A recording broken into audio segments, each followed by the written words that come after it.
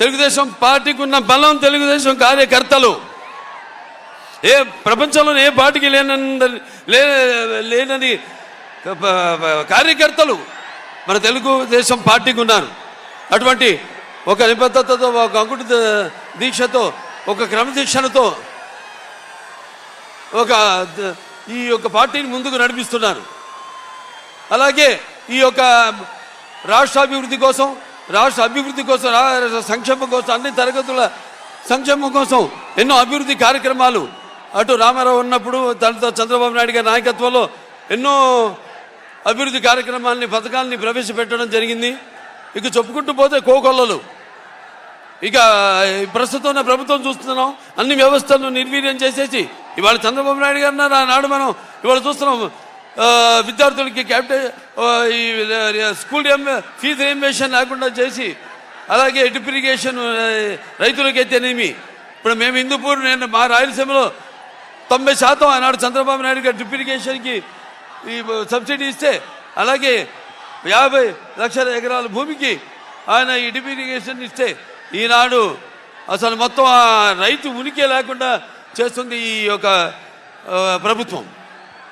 ఇలా చూసుకుంటూ పోతే ఒక విద్యారంగంలో మన కిలోమీటర్కి ఒక ప్రాథమిక పాఠశాల, అలాగే ఒక 3 కిలోమీటర్లకి ఒక అప్పర్ హై స్కూలు, అలాగే 5 కిలోమీటర్లకి ఒక హై స్కూలు, అలాగే ఒక మండలానికి ఒక రెసిడెన్షియల్ స్కూలు.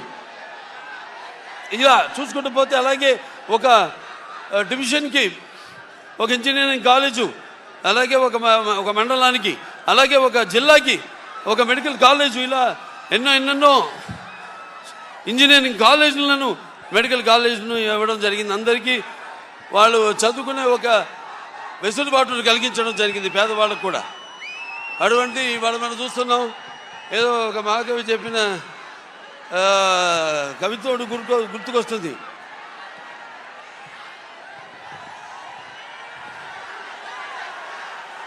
అదే మన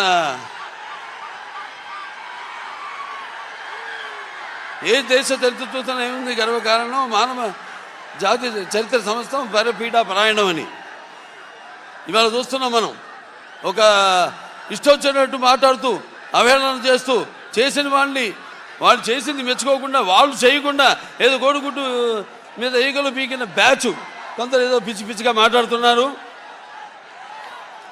వాళ్ళని సూటిగా అడుగుతున్నాను, మరి మీరు చేసింది ఏమిటని.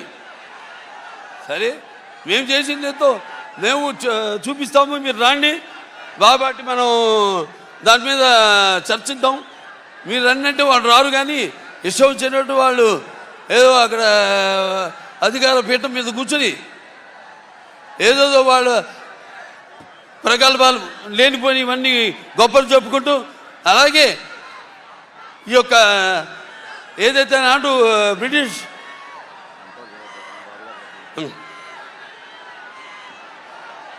వాళ్ళు ఎలాగైతే మన దేశాన్ని విభజన చేసి పాలించారో, అలాగే ఈనాడు ఈ యొక్క రాష్ట్రాన్ని కూడా ఈ కులాల పేరుతో, మతాల పేరుతో విభజన చేసి మనలో చిచ్చు పెట్టి అందులోంచి వాళ్ళు